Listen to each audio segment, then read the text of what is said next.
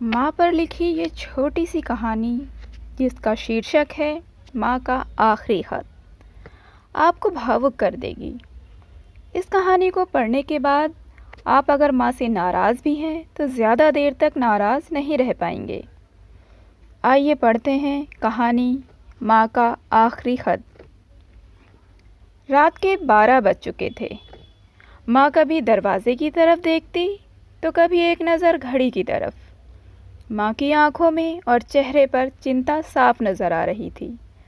थोड़ी ही देर में दरवाजे की घंटी बजी। माँ ने काफ़ी तेज़ी से दरवाज़ा खोला और सामने बेटे जय और बहू काम्या को देखकर पूछा, इतनी देर क्यों हो गई? मैं कब से तुम्हारी राह देख रही थी। माँ, मैं अब छोटा नहीं हूँ, तुम मेरी चिंता मत किया करो। जय घर के अंदर प्रवेश करते हुए बोला। बेटा, कितना भी बड़ा हो जाए माँ के लिए छोटा ही रहता है। चलो छोड़ो, हाथ पैर धो लो, मैं तुम्हारे लिए खाना लगा देती हूँ। माँ ने दरवाज़ा बंद करते हुए कहा।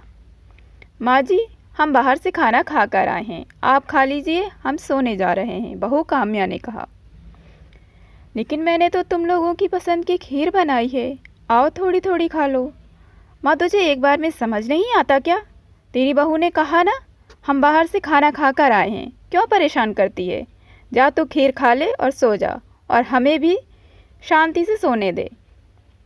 माँ अकेले कैसे खीर खा सकती थी और उसे बिना खाए नींद कैसे आ सकती थी, क्योंकि बेटे के इंतज़ार में उसने भी कुछ नहीं खाया था।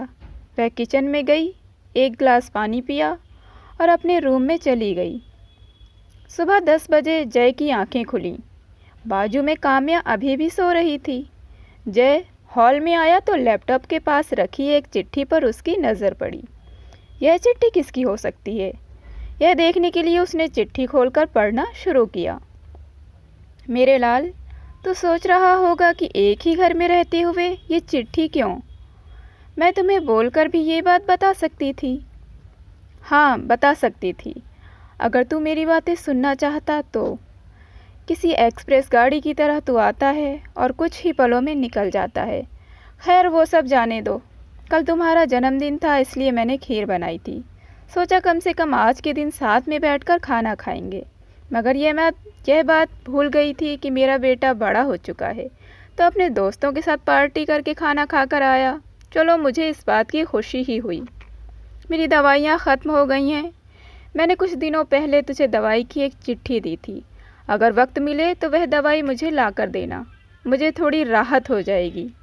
जय को याद आया कि 4-5 दिन पहले माँ ने एक दवाई की चिट्ठी दी थी। उसने अपने ऑफिस के बैग में जाकर उस चिट्ठी को तलाशा और उसे खोलकर देखा। उसमें लिखा था, मुझे ऐसी दवाई ला कर दो जिससे मैं अपने बेटे को भुला सकूं। जय को रियलाइज़ हुआ कि मुझसे बहुत बड़ी गलती हो गई है। उसकी आंखें नम हो गईं। वह तुरंत अपने माँ के कमरे की तरफ दौड़ा।